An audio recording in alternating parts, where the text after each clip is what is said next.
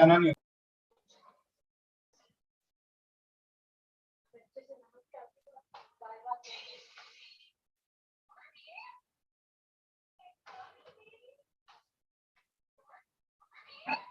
we start, ma'am?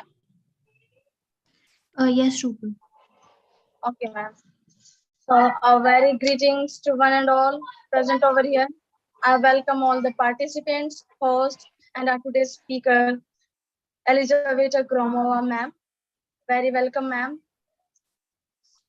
Hello, everyone. School. Yes, ma'am. Hello. Fourth day of our summer school on human rights. Our today's speaker is Elizaveta Gromova. Ma'am, if I am pronouncing your name wrongly, so please correct me.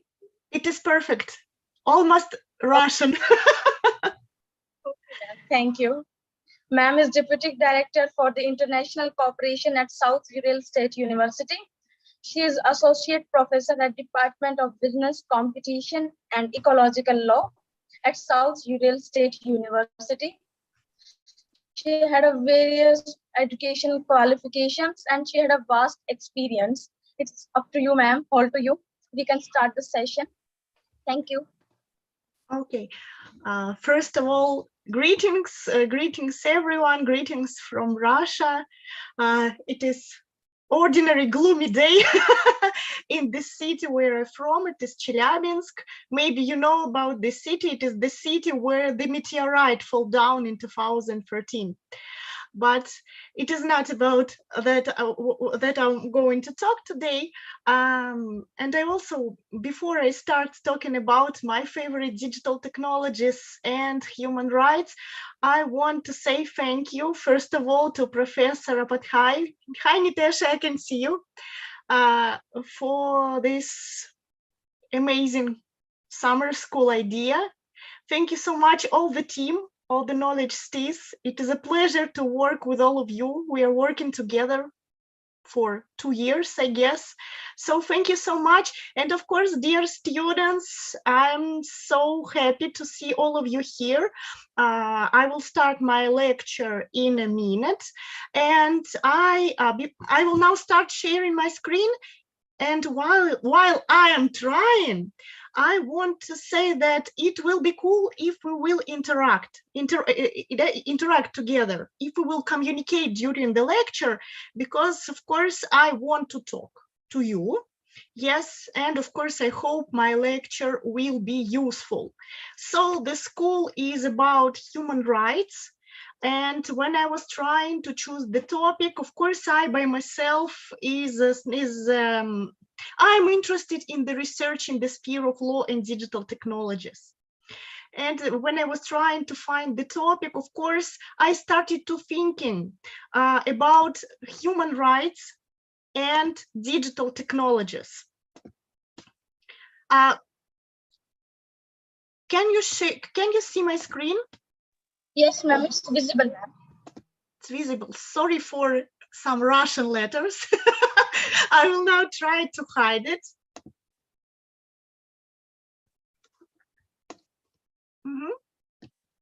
I hope you can see everything now. Yes, ma'am. Okay, perfect. So I started to thinking about digital technologies and human rights, because of course today digital technologies captured almost all spheres of our life. Of course, it is a big topic to discuss in relation to human rights. But of course, this topic is too wide to talk in 1 hour. And so I chose subtopic I'm researching, and it is regulatory sandboxes. If you heard of this term, that is awesome. If not, don't be scared. I will explain everything. And I hope by the end of my lecture, you as myself will become maybe a sandbox fan. But okay, let me start.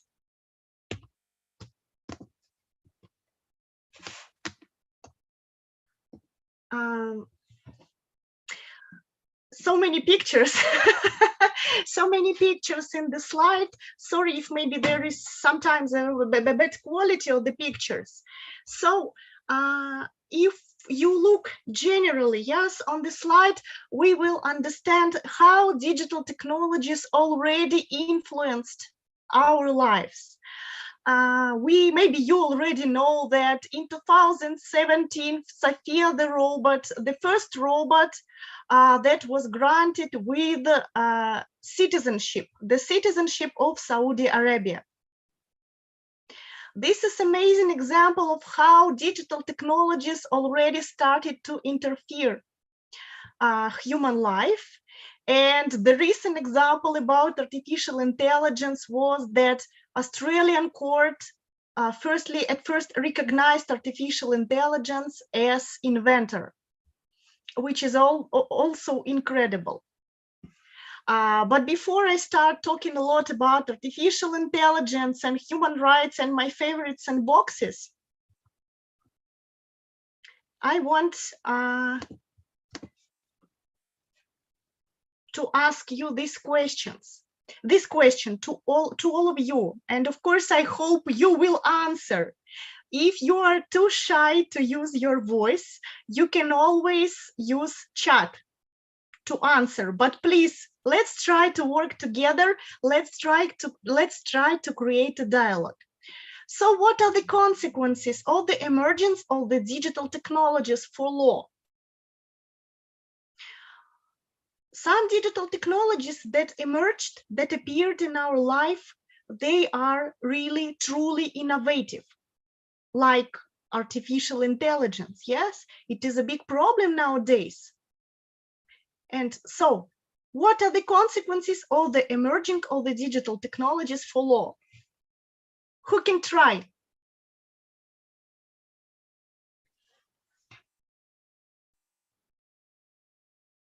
Yes, yes.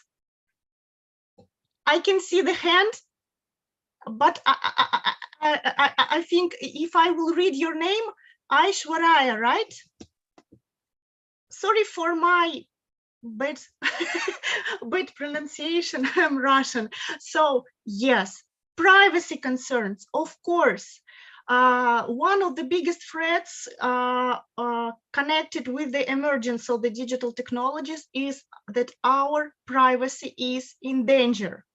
Okay, you are muted, I guess, by the decision of the organizer, right? So anyway, you can use chat. Okay, that was perfect. Can anyone else say the other reason? First was privacy concern. Awesome. Anyone else?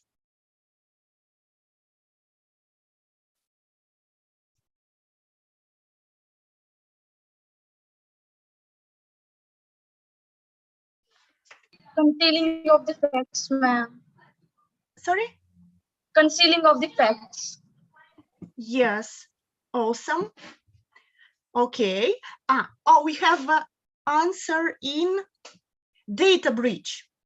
Yes, we have an answer in chat too. It is the breaching of the legislation on the personal data protection. Yes, it is true. And we will talk about it a lot today too. Awesome, thank you so much. So speaking in general, let me try to switch on my slide.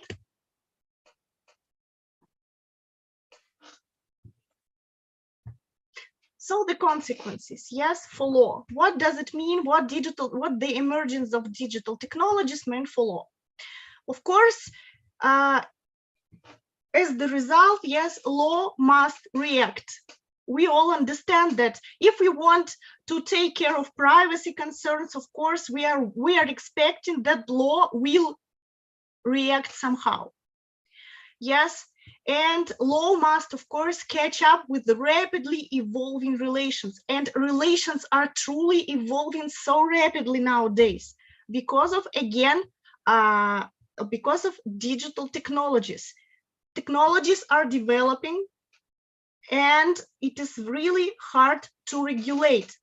Not just regulate, but to regulate correctly.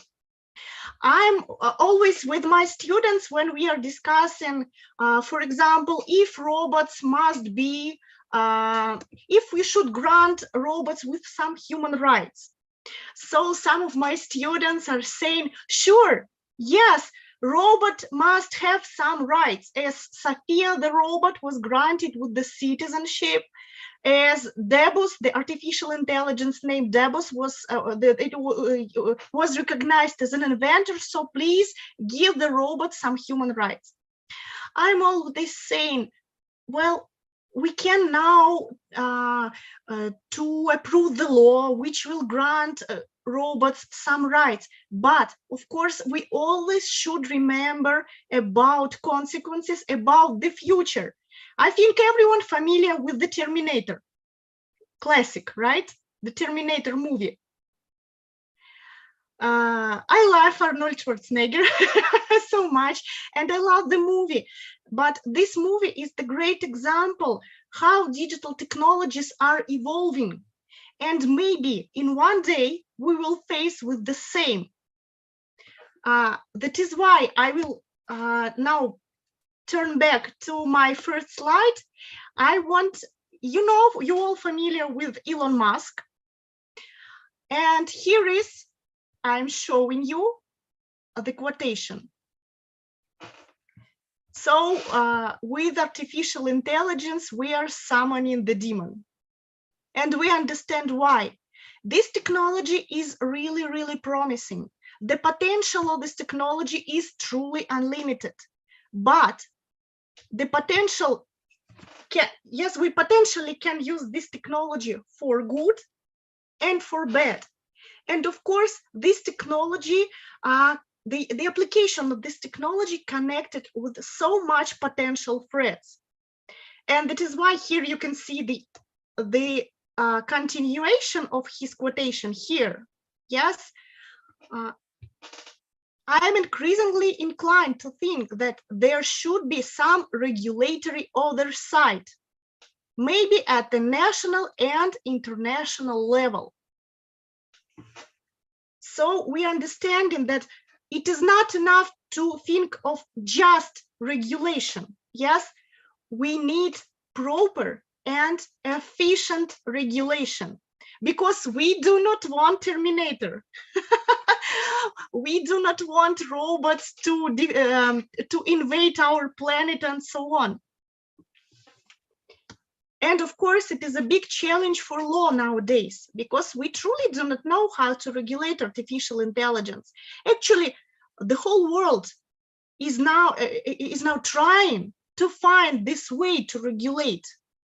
In this case, of course, I love European Union so much. They are developing in this way. I guess they're on the step further than other countries. In Russia, it is not very good. We are mostly just thinking of how to attract some investments to the development of artificial intelligence, and that is all. But anyway, all countries in the world already understood that we need some proper and efficient regulation. How do you think? Is that easy to create this, to design this regulation? I'm smiling like that, so I expect the answer no.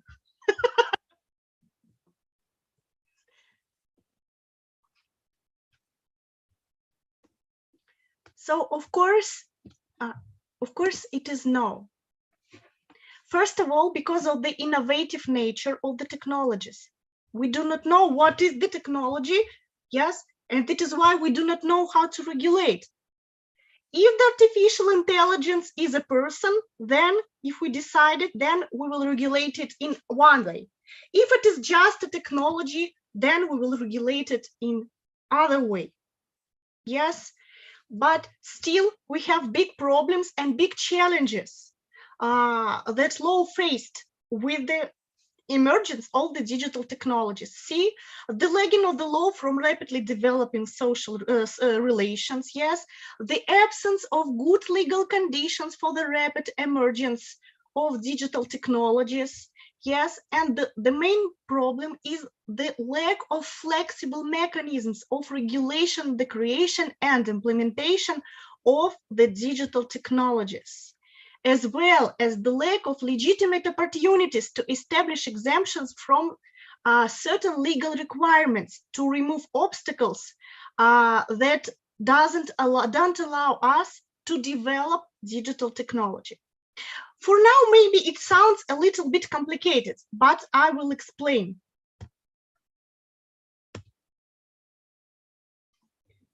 I will try to explain you now, and we will have this example. So, artificial intelligence and human rights. Yes, this is in general how my topic sounds today. So, by the way, is artificial intelligence useful technology or not? In your opinion?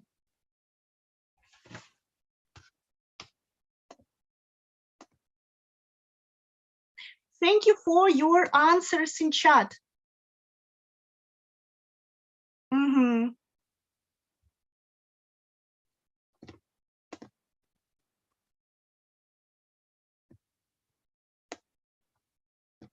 Okay. So it is, of course, this technology can be really useful, and actually we are trying to apply it already. Perfect. And I want to, yes, awesome answer. It is useful, but need to be handled carefully. Absolutely agree with you. And now I want to make some example of the artificial intelligence based technology. So let's keep in mind artificial intelligence and human rights. On the one hand, of course, artificial intelligence can bring so much benefits for humans. Let's check this example. Artificial intelligence has great potential to apply in healthcare system. For example, here in Russia, we have this system, we have this technology, it is called Botkin AI. So Botkin was one of the most famous Russian surgeons. And this application in some way devoted to this famous surgeon, to Professor Botkin. So this application or this program can help to detect cancer at its early stages. I don't know if you're familiar with this or not, I hope not, but it is incredibly difficult to recognize that the person has cancer on the earliest stages of development of the disease. And this program can really do it. It can analyze some medical data. It can analyze some pictures. Yes, and it analyzes all that stuff. Yes, and it can conclude that yes, there is a threat that this person has a cancer on this early stage. So we understand, of course, if we can implement this program to our healthcare system, how many lives will be saved, right?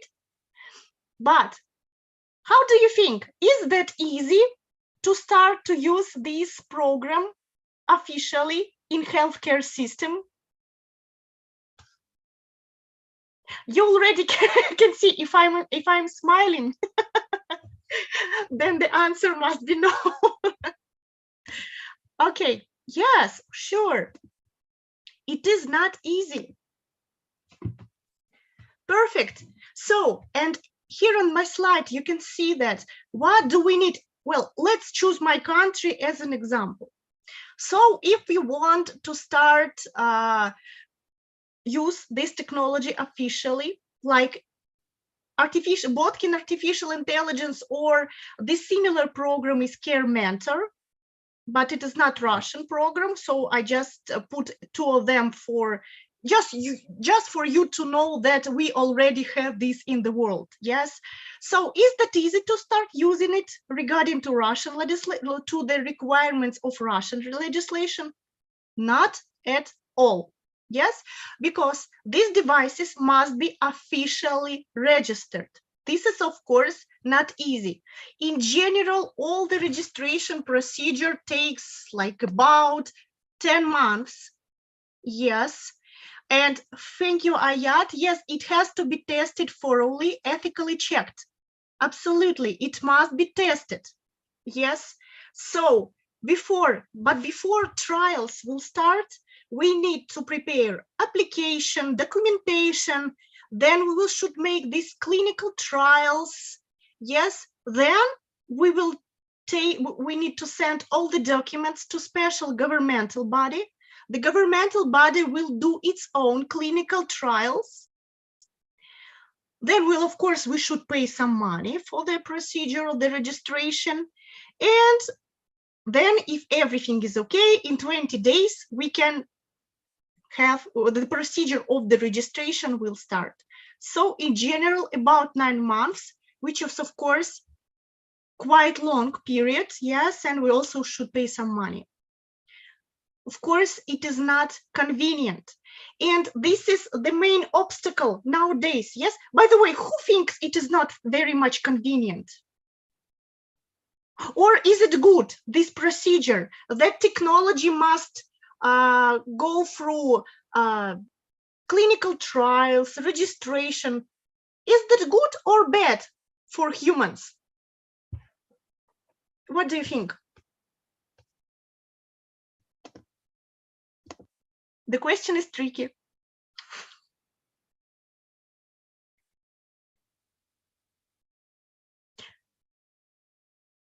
Any ideas? Is it good or bad? It is good. Why? I guess you will now say that it is good. We need these requirements because we need quality, right? It is not enough of the quality nowadays in the healthcare system, I guess, in every country. Well, in Russia, it is. Maybe. Yes, Aditi, I'm sorry for my bad Indian pronunciation. Yes, the legitimacy should be checked, and having several barriers is good in long run, but the process for clearance should be edited. Yes, yes. Yes, that is why we need these requirements. On the one hand, to protect the interest of the society. Awesome. Because we cannot just start to apply any technology we want, because it can be bad technology, bad developed technology, and it can make a lot of harm. Yes, thank you so much. So on the one hand, it is good.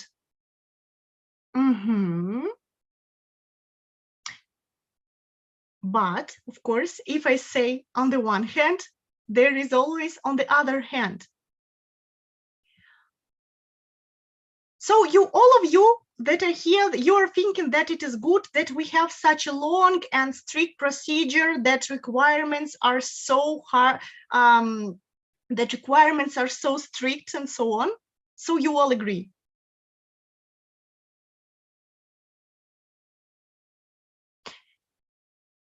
Can you imagine that, for example, if we can implement this technology faster, then maybe we can save more human lives? Just think, 9 months to register. Many things can happen.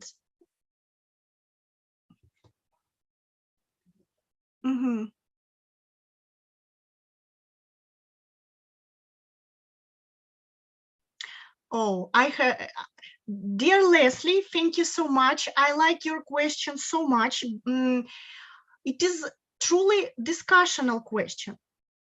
And if you don't mind, let's return to this question by the end of my lecture. And I will try to answer, and maybe you will help me. Everyone will help me to answer this question. This question is really interesting. But for now, if you don't mind, let's come back to my question. So everyone thinks that it is good that we have this procedure. Or maybe the fact that now we have these technologies, yes, answers in chat. Yeah,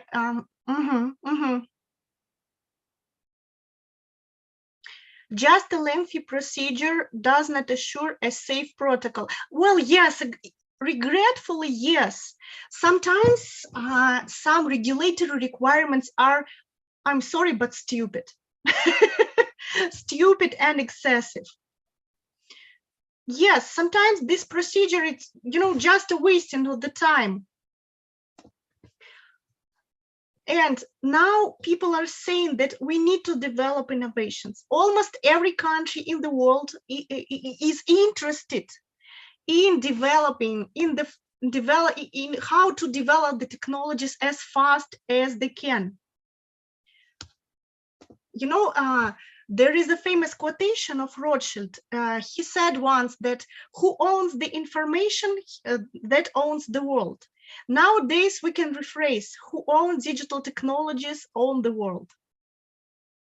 So that is why, of course, every country wants to implement, to create and implement competitive digital technologies. And of course, here in this case, this long procedure, yes, it is also not very good.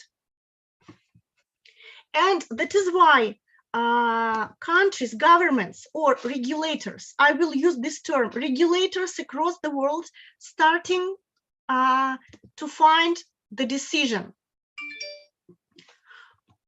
for the problems. So we understand that we need to regulate.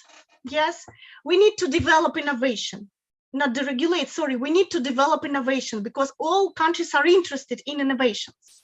But we understand that this requirement, for example, this extremely long procedure, it is the barrier for the development of the innovation. Yes. So what can we do? That is why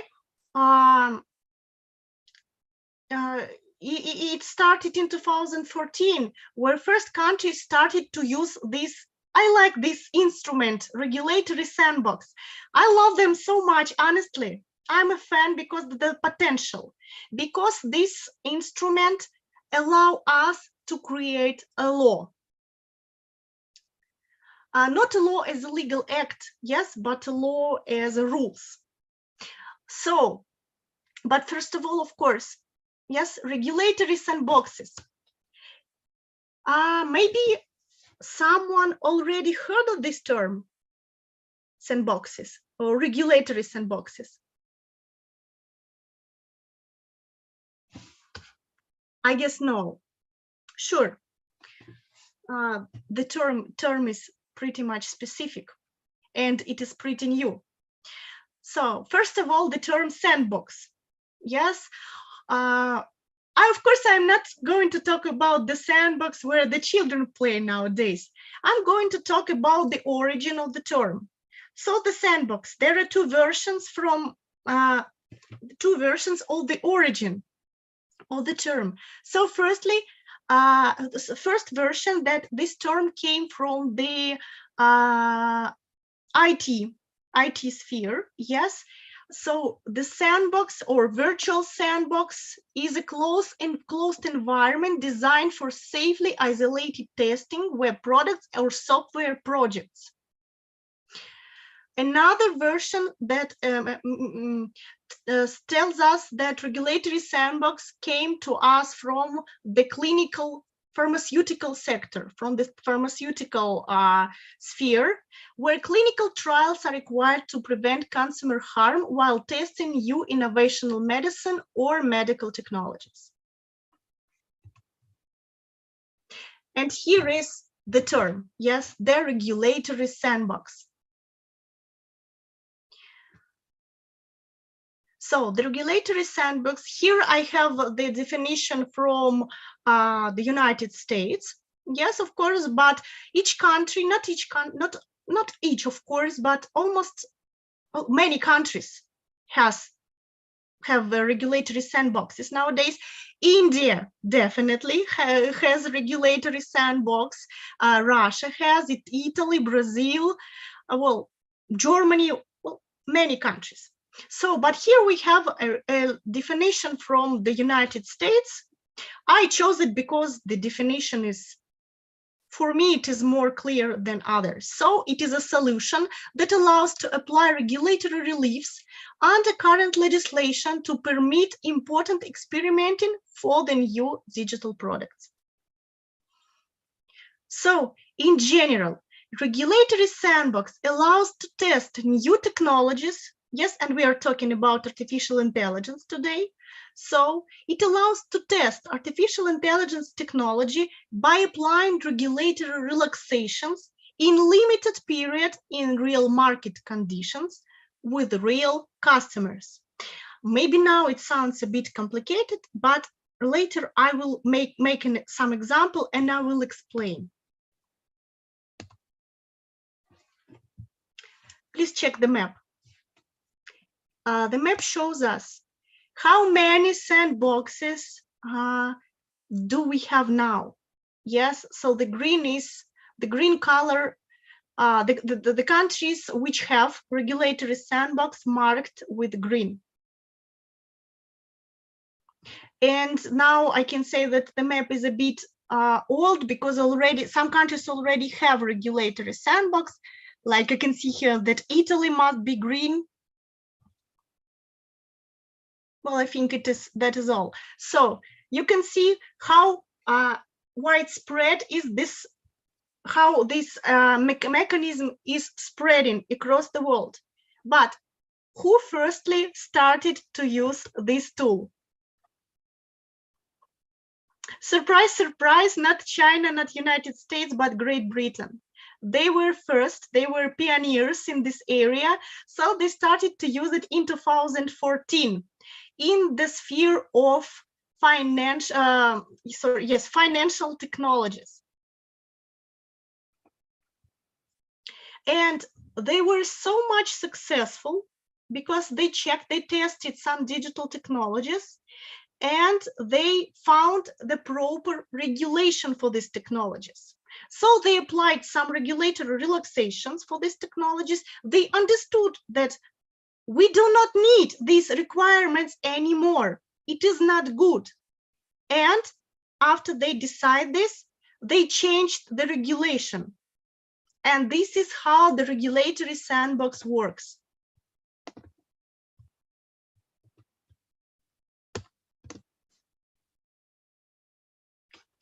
I will now just, yes, talk a little bit about what can we test in general. Yes, I'm not talking about, I will talk about the application of sandboxes from country to country, yes, and who can participate and what are the eligibility criteria, just for you to have more understanding of this tool. So what can we test? We can test service or product based on some digital innovation. Of course, it firstly started with financial technologies, fintech area, yes, but later we started to apply regulatory sandboxes for different areas. For example, if you check my slide, you can see in how many areas we can apply sandboxes in Russia. See, medicine, education, transportation, construction, agriculture, and so on. Yes, you can see in China, regulatory sandbox for testing blockchain. Yes, and we have so many sandboxes for testing artificial intelligence.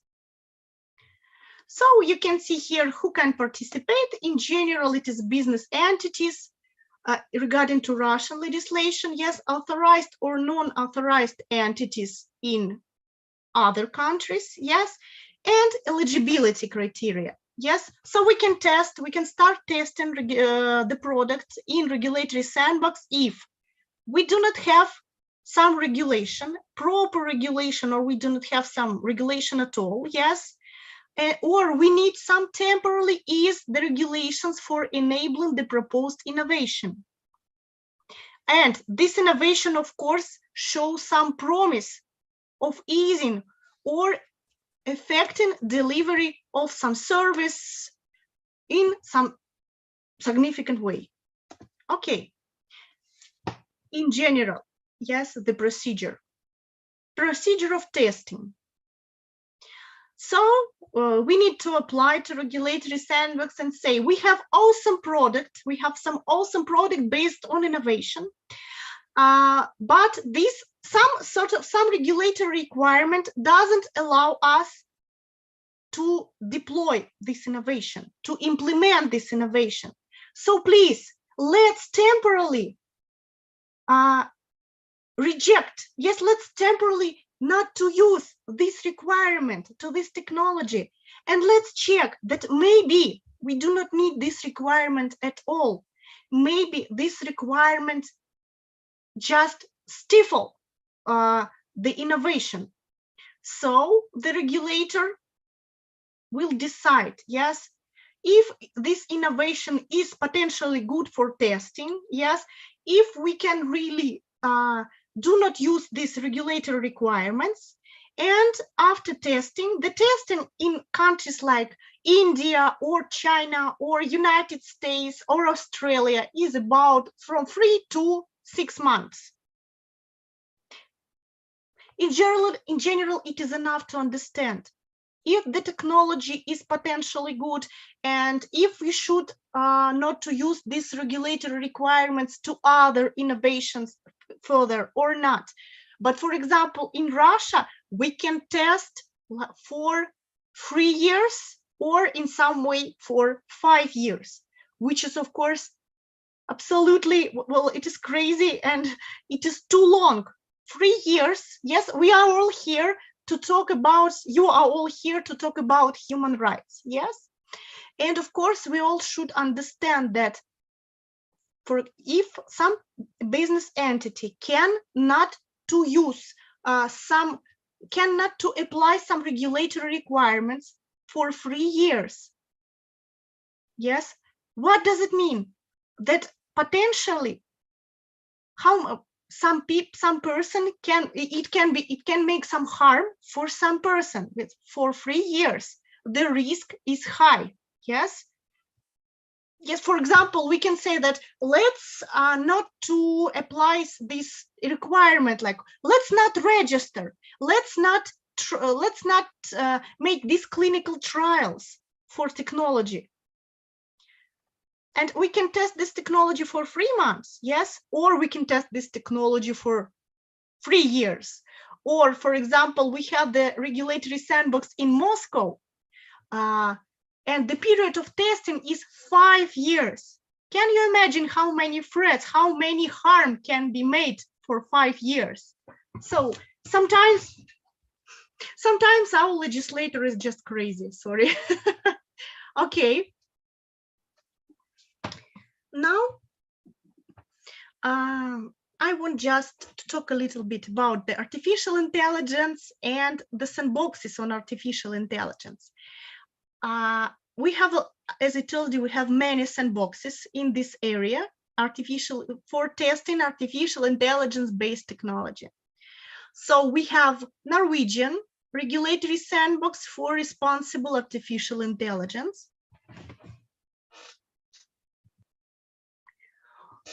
We have the same in France. Again, it is about the testing artificial intelligence in healthcare system. Yes. Singapore, the same.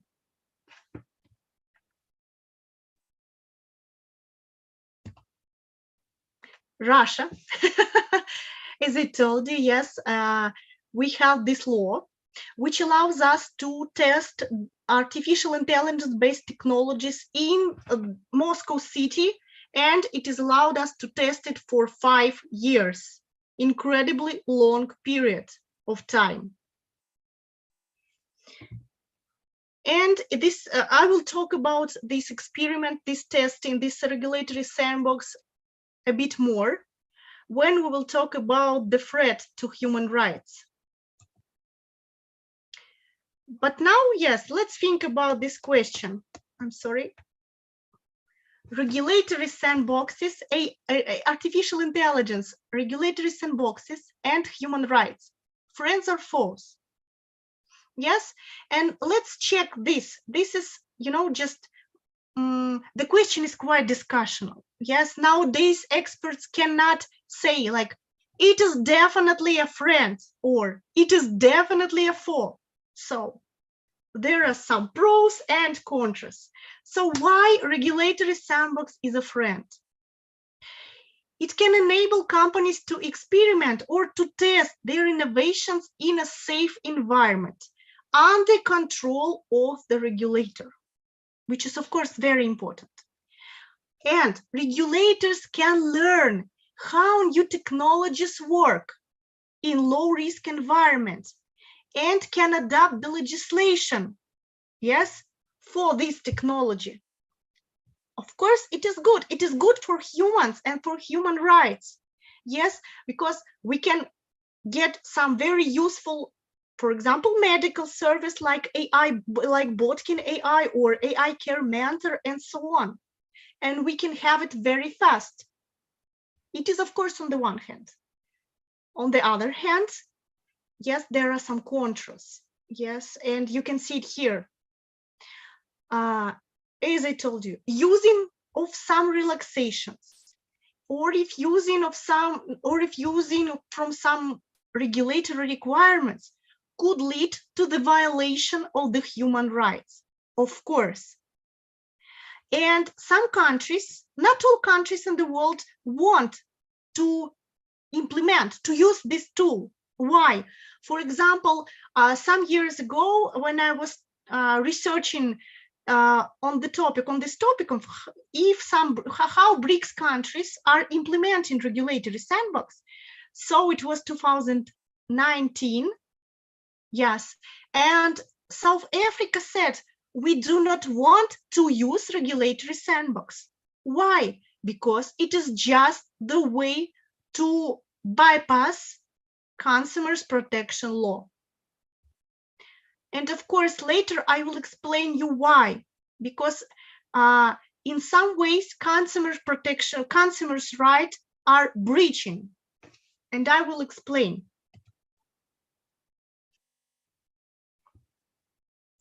But firstly, I want to start with an example of Russian regulatory sandbox.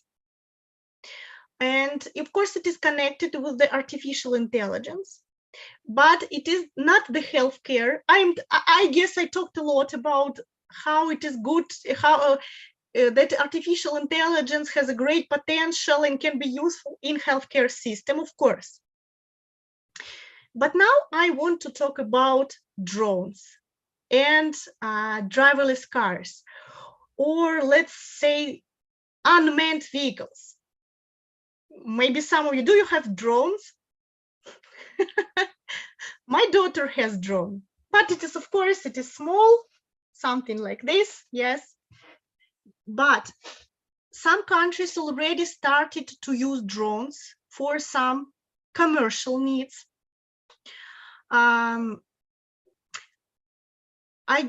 in Moscow, we have some district where drones already delivering the food, for example, yes, or some driverless cars also are using or are already on the roads, yes.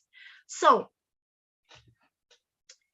but now we will talk about drones for commercial needs, yes. If we want to use drones, here you can see on the picture, yes, cargo drones.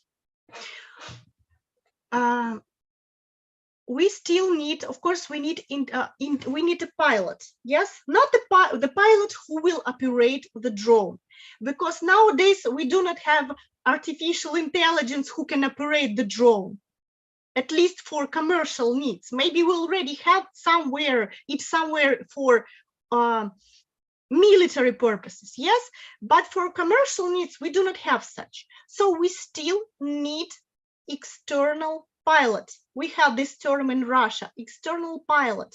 So it is the professional who will operate the drone, right? And nowadays, it is not everyone can operate the drone.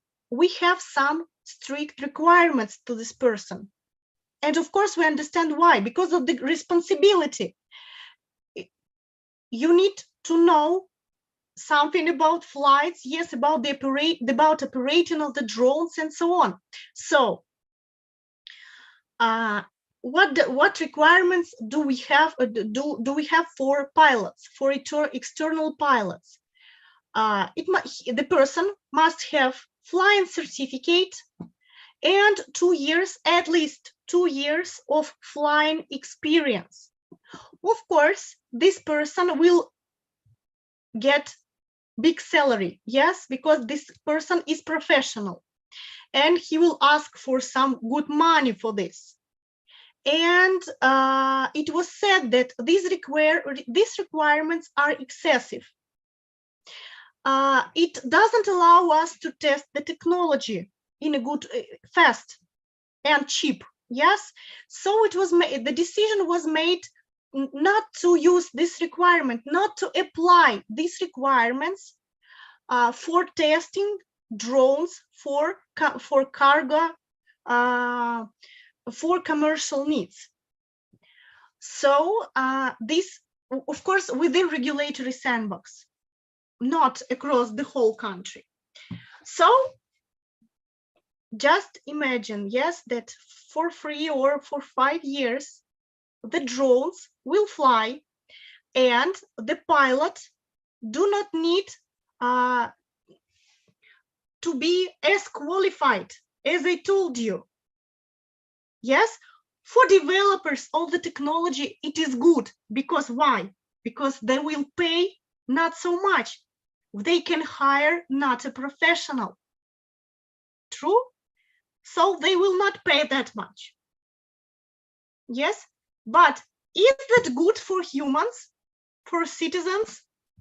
No, of course not.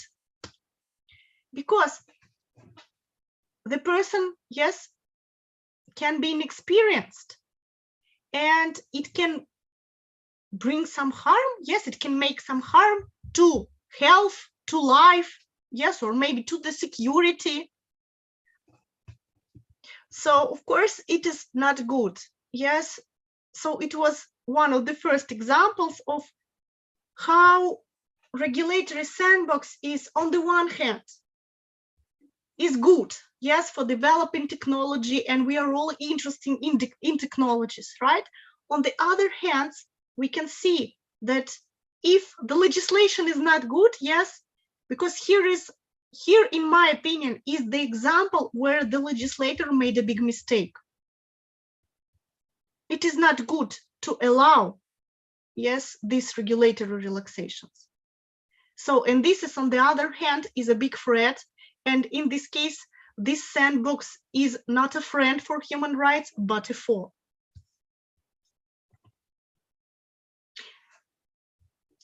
And again, let's get back to my to artificial intelligence and data protection. Because you already told me today that privacy and data protection, our human rights to privacy and personal data protection are,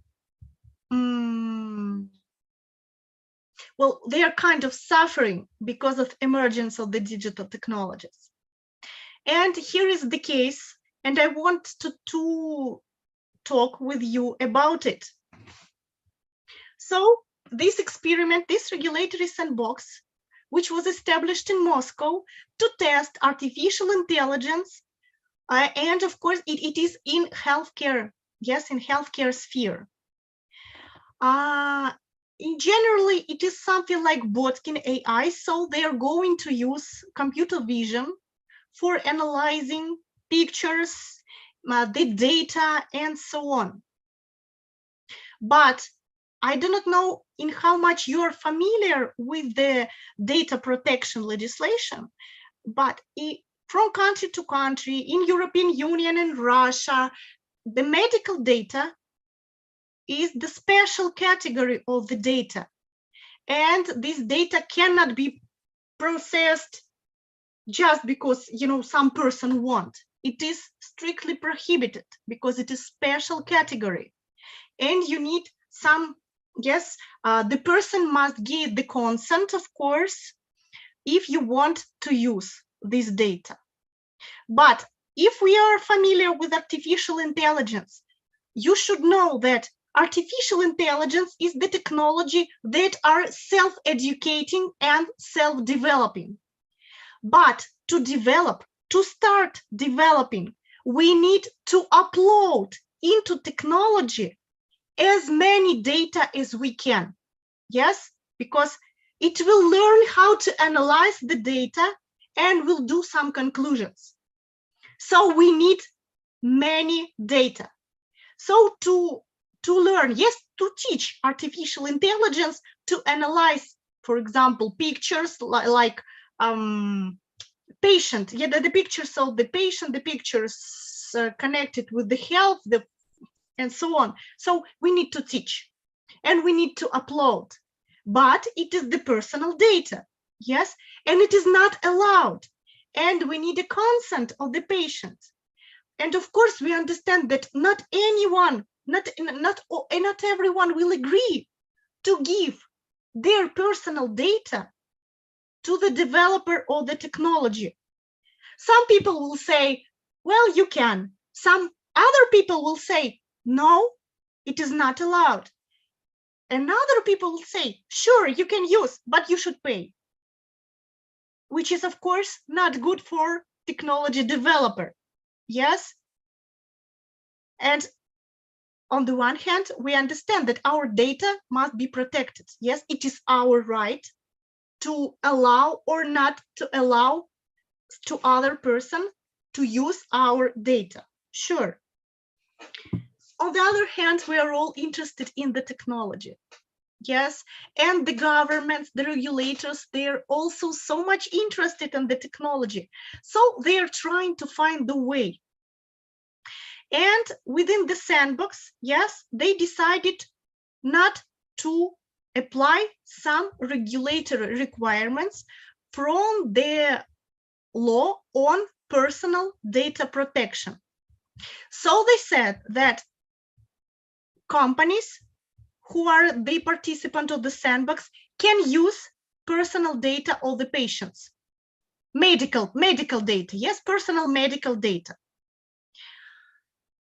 But of course, they understood clearly that it will be a biggest breachment of the law, yes? So what did they do? They said, no worries, we will depersonalize, we will anonymize this data. So no one will know that, for example, these are the picture of Елизавета Gromova. Yes, there is this term depersonalization or anonymization of data. So it looks like a good idea, right? If no one knows that this data is mine, so no one have to pay me, yes, and I will not suffer. Yes, no one will look at this, I don't know, like the naked lady picture and they say, hey, I know this lady. No one will suffer because the data will be anonymized. Good idea, bad execution. Why? Because I'm talking about Russia now. We say that let's depersonalize all the data. Awesome, but we still do not know how to do it. What is the procedure? Who will be responsible? What data, what does it mean, depersonalize data? We do not know how to do this. So we generally, in our law, we have the term depersonalization. That's all. But in comparison, which is crazy, because, for example, in the United States, there is a separate technical standard about the procedure of depersonalization. But we do not have it here in Russia. And of course, when the citizens of the Moscow, yes, it is the capital of Russia, the citizens there are brave. And when they knew that some technology developers will just use their data, but it is a big question, how will they be depersonalized? They started to say, I'm sorry, you are breaching our right to privacy. You are breaching our life to personal data protection. Please stop. And because of these anomalies in the legislation, the experiment, the sandbox, was stopped. And now it is the moratorium of testing these technologies in healthcare system till 2025. See, yes, the idea is awesome, yes, but the way we are trying to execute, the way we design the legislation, yes, is not very good. And in this case, of course, human rights can be violated. And this is the good example of how this human rights was violated.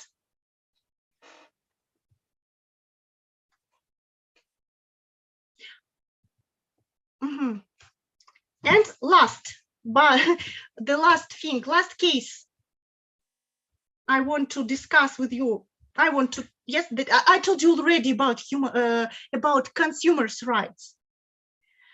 And I told you that some countries think that regulatory sandbox is just the way of how to bypass this law on consumer right protection.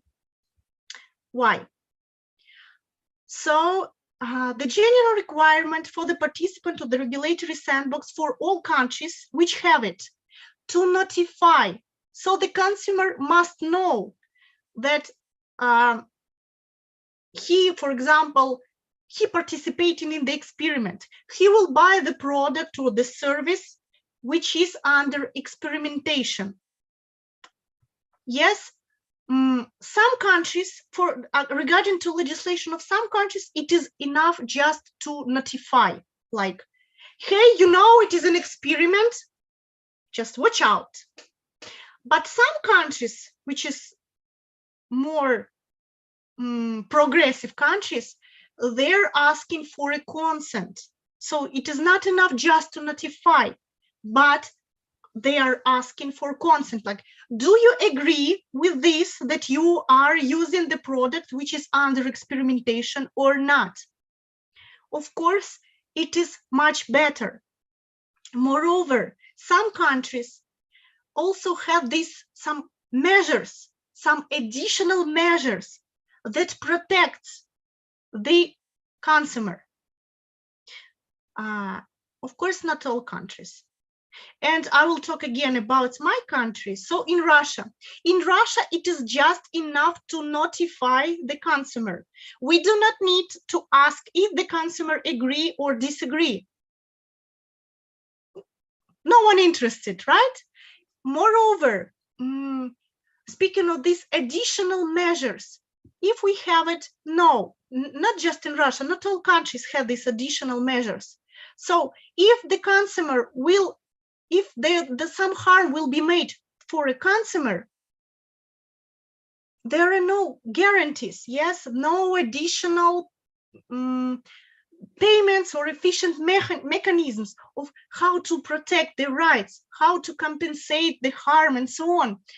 But for example, in Australia, also very progressive country, yes, in Australia, there is a special kind of insurance, the liability insurance, and special compensations. For example, in Australia, it is like $1 million cover for this insurance, yes? And maybe it is good. It is good, why? Because we are protecting human rights, yes? Now, by using this insurance, we can compensate, yes, some harm if the harm was made. But as I told you, not all countries have it. But of course, yes, on the one hand, it is good that some countries have this insurance. Yes, 1 million is good to compensate. But on the other hand, if we will implement it in Russia, for example, or in India, or in some other countries, what does it mean? The technology developer will have to pay more. And on the one hand, it is good. Yes, it will help consumers in case of harm. On the other hand, it will again stifle the development of the digital technology. It will stifle the development of this, for example, artificial intelligence, which can be used in healthcare system to detect cancer. See, this is, you know, maybe the biggest challenge nowadays for law, how to find this golden middle. Yes, we need balance. We need to think about interests of technology developers, about interests of the state and the interests of society. That is why it is really, really challenging nowadays. And here, this is actually my last slide. So these are the measures. What measures can be made if we want to make regulatory sandbox and human rights friends?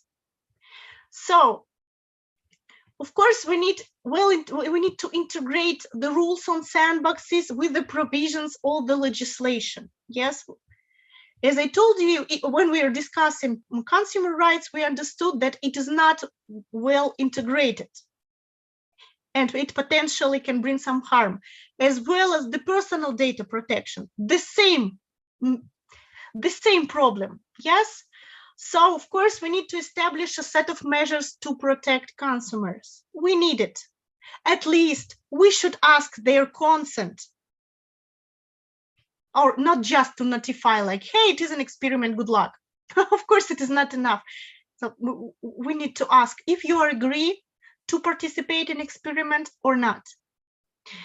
And of course, we need to attract the representatives of business community, the representatives, for example, in Russia, we have the Society on Consumers' Right Protection. I do not know if you have it in India or in if you're from other country, if you have it. Yes, so we have Society on Protection of Consumers' Rights. And why do we need to attract them to taking part in the decision making on regulatory sandboxes? Because the representatives of those societies, they know the problems. Yes, they care about the interests of the consumers or of businesses and so on. So of course we need them there to, you know, to try to balance these interests and to find the decision which will be good, I hope, yes, that will be good for everyone. So thank you so much for your attention. I hope, well, I try to do my best to explain you the best way I can, yes, about the sandboxes. I hope you are enjoying the lecture. I hope it wasn't too easy or too complicated for you. And we had the question, we had the question in the chat. I will now start answering it. Let me cancel my, sorry.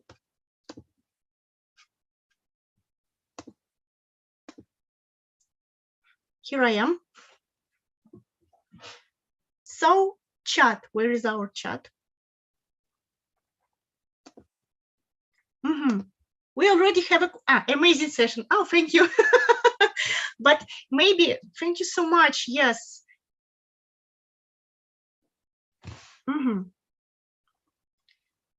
I'm ready now to answer all your questions, to talk to you. So we have interesting comment in chat. As a chess player, I have some first-hand experience with AI. Yes, because AI Garry Kasparov was defeated by the artificial intelligence made by IBM in 1997. Poor Garry Kasparov. There is this AI that was programmed to learn. I'm sorry, cannot see this.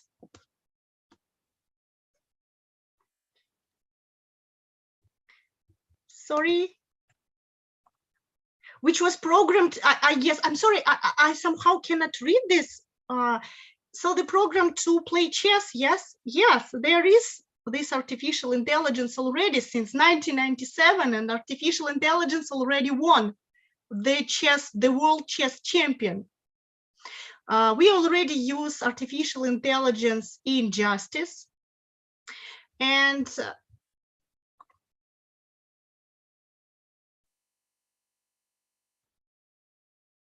a beta version of softwares are those part of regulatory sandboxes too. Well, actually, the legislation doesn't contain this criteria like beta version or not beta version. It is just saying that it must be, the service must be innovative. It must be potentially useful for the society. So I honestly do not know how to answer, because legislators don't tell anything about this.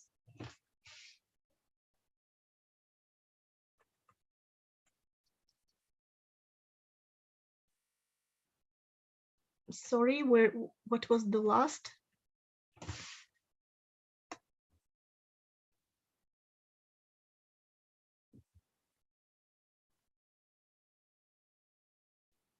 I'm sorry, I have some problems with reading this chat. Do not know why. Maybe if you can ask your question not by using chat, it will be awesome.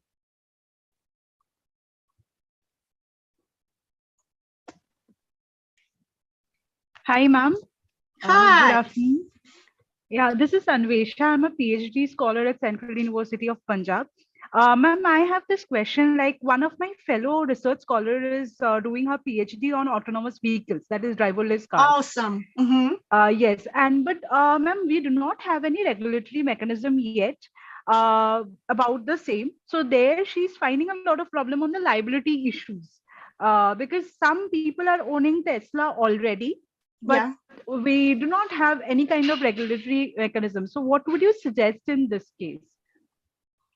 To suggest to your research fellow or to what? So it is to the problem, exactly. Yes, unmanned vehicles is the biggest problem, and the main problem is the liability issue. So I know this because last year I delivered the lecture on unmanned vehicles, and it is a big issue. The liability is the big issue across the world, of course. We do not know. So no, let me start with that there are six automation level. Now we have the automation level like 3 and 4, where we have autopilot or we have the cruise control. So for example, my car has it and I can switch it on and it will even brake. Yes, it is checking if there is a car in front of my car, yes, and it is started to braking down, the speed is becoming lower if, for example, yes, there is a car in front. But soon the unmanned vehicles of the automation level like 5, 6 will come. What will it be? It will just artificial intelligence will operate the vehicle. And the question is, who will be responsible?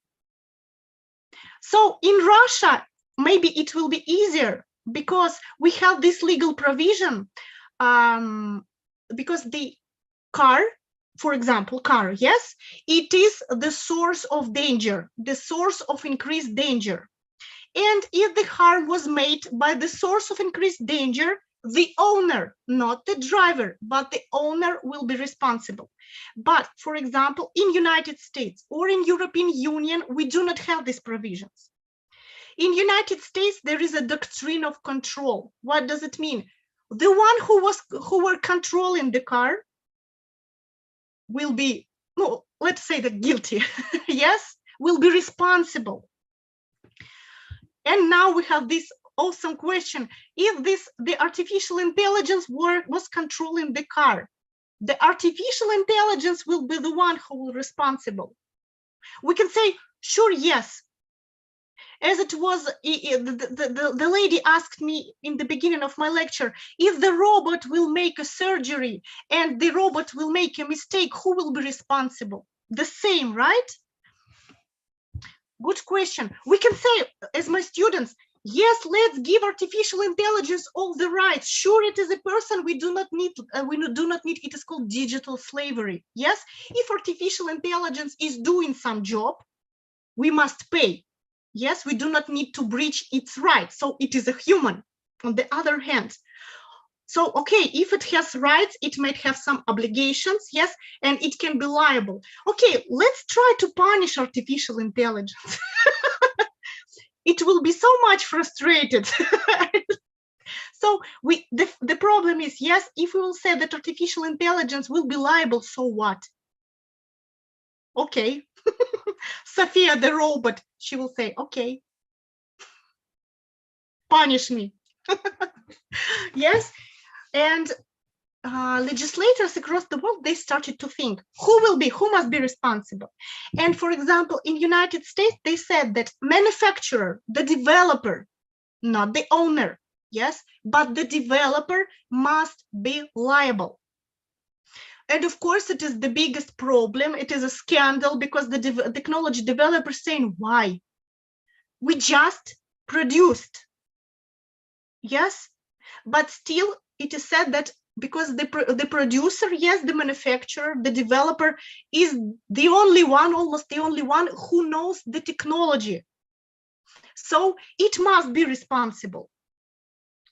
But of course, technology developers are saying, well, okay, in this case, yes, we will just increase the cost of the technology. Yes, because we will have this in our mind that we will pay. Sure. Yes, we will increase the cost. No one will buy. So we won't have this market. We won't have this technology. And another big issue, okay, they will be liable. What kind of liability will we use? So in European Union, they subdivided all artificial intelligence. Yes, and we're talking about artificial intelligence within the unmanned vehicles. Yes, they subdivided all artificial intelligence as low-risk artificial intelligence and high-risk artificial intelligence. If we are talking about high-risk artificial intelligence, so they're saying that liability must be strict. Yes, we won't care if the producer, developer is guilty or not, no matter, he will pay. And of course, American courts said, wow, awesome. We do not need to make some expertise or so on. So guilty, go and pay. Yes. And again, the producers are saying, why do we have, why this strict liability? This is crazy. So, and in the United States, they're not saying like high risk or low risk artificial intelligence. So artificial intelligence, strict liability. In European Union, like low risk or high risk, strict liability. So it is a big problem across the states, yes, across the states of how to regulate in, you know, more proper way. So, and again, in European Union, they launched the regulatory sandbox to use this, to test this high risk artificial intelligence and to test these provisions on strict liability. So we will see, because European Union are progressive in this case, and maybe like India will see, because some countries already implementing the provisions of European Union legislation, like Brazil.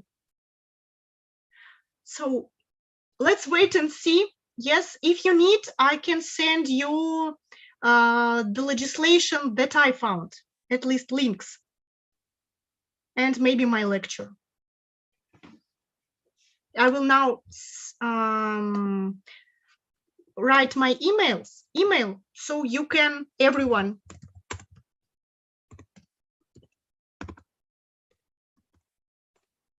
Sorry for my so long answer on this question. I hope I answered.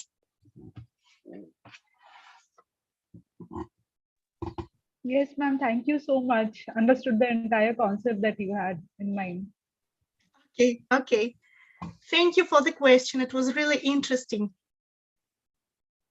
Any other questions? Share the PPT, right? Of course. Sure. We'll do as soon as we finish.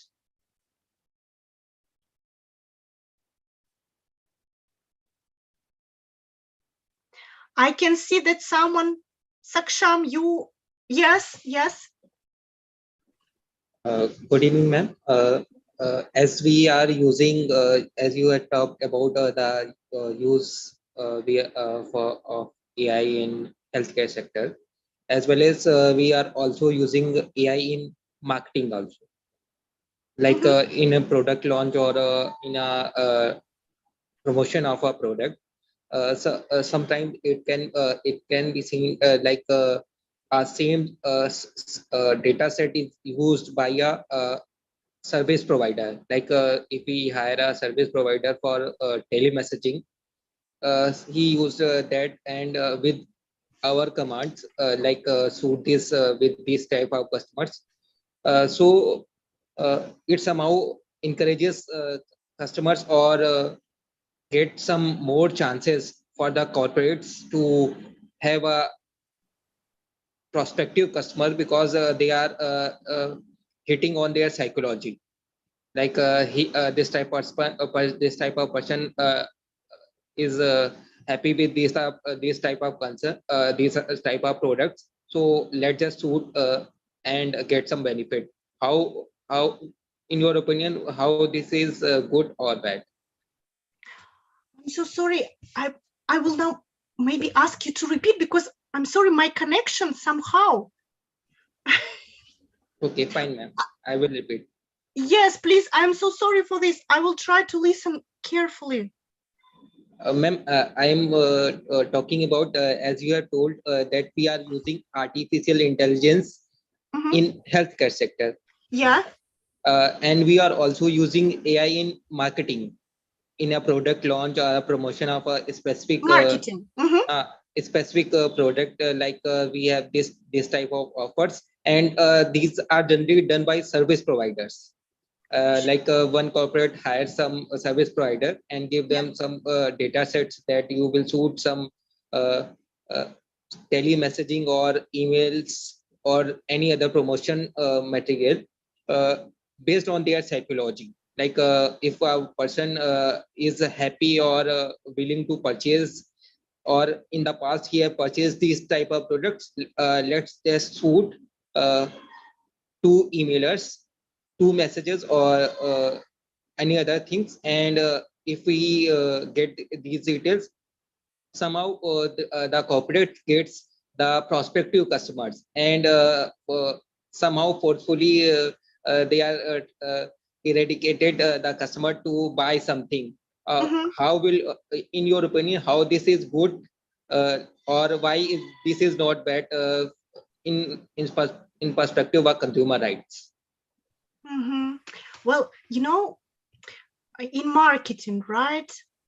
I can say you in general that well, we were expecting from artificial intelligence that yes, potentially it can be used for marketing purposes. Yes, potentially it can be good for customers, but there is one problem with artificial intelligence. When we were creating this technology, we were expecting what? Neutrality. Because people are biased. I'm biased, you're biased, everyone is biased. Yes. And we wanted artificial intelligence to use it, not because of we thought that it will be free from biases. But regretfully, no. And nowadays, consumers are suffering. I'm not talking about the consumers who are like came to ordering some food or no, but if we're talking about some people who are using some application for searching for all the job, yes, in this case, there is an issue when algorithm is analyzing the data. And for example, if employee is looking for potential employer, the algorithm is proposing, for example, it was established that Amazon service, a recruitment service, it proposed only CVs of the men, not the women. So what does it, the same was in healthcare system, where algorithm was saying that we should compensate more to white people, but somehow, yes, Afro-Americans, somehow the artificial intelligence say, no, for them, we should pay less. Crazy, right? But it is happening. It is happening. Why? The technology won't be neutral because we are uploading all our biases to this technology. Do you know the movie Fifth Element with Mila Jovovich? Awesome movie. So, do you remember, like Mila Jovovich, Lilu, was watching the movie, the scene when she was watching about the Earth. So what is Earth? And she chose war. And she watching this war, catastrophes, weapon, nuclear weapon, and so on. And she said, why should I save the Earth if it is just the war? Yes, luckily Bruce Willis came and showed that Earth, it is not war. We all actually have love, and thanks that he was such a good kisser and so on. But see, we uploaded to Mila Jovovich, to Lilu had bad data, and she started making a decision regarding to this data. The same, someone uploaded its own biases to the artificial intelligence. And that is why in this case, it can be a threat to consumer right too. Or just, to human rights in general in this case, because of biases. I hope I answered your question.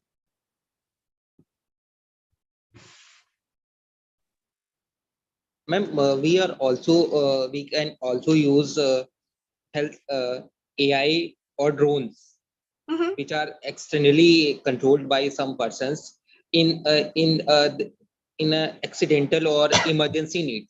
But if we look for the perspective of same sense, like if somebody is made with an accident and he needs O negative blood, and there is a huge traffic, so somehow we manage to deliver some blood through drones.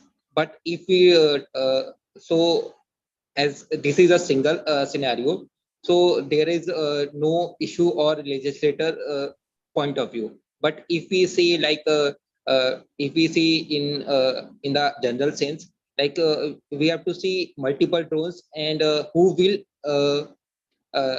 have control, because the external point or the pilot of the drone has the overall control over it.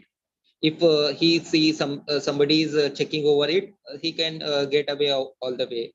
So how from your point of view, how is the drone possibility and the upcoming laws which can influence the visibility of drones in the space?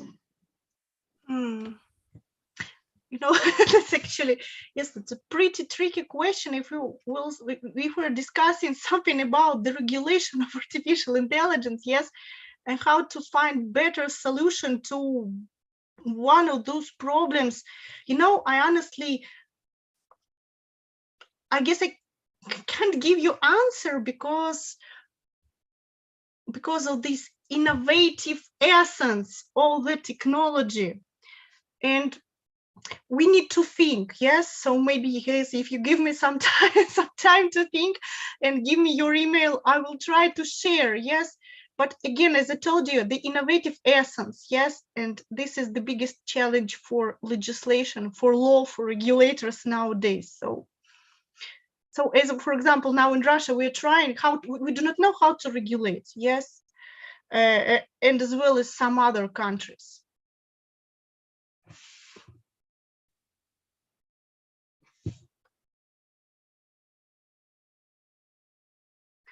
I see. Thank you. Yes, I see your. Yes, I check your email. I will try my best to answer. Okay.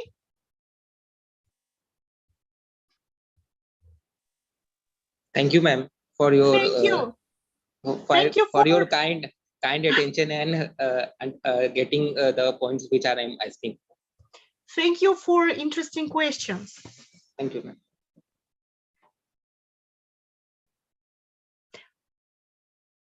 So, dear students, if you don't have questions, I guess, yes, we should thank each other. Do we have questions or Rupal, right? No, ma'am, I'm just asking, is there any questions? Yeah. So if we don't have any questions, I guess, yes, it is a time to thank each other. Thank you so much, dear students, that you found the time and opportunity to listen to my lecture. It is not very typical for human rights sessions, but well, I hope you enjoyed. So again, thank you so much. See you. Thank you, ma'am. It has been such an honor to be a part of this wonderful event. On behalf of the organization, I'd like to extend my heartfelt gratitude to our esteemed speaker, Elizaveta Gromova. Thank you very much, ma'am. The session was very interesting, informative. Your presentation was outstanding. You tried to give your best, and that was the really, really outstanding performance, ma'am. Finally, I would like to thank to all of us, all the presentators and the participants. Thank you, ma'am, for giving your valuable time. Thank you. Thank you so much, Knowledge Stis. Thank you. And bye-bye.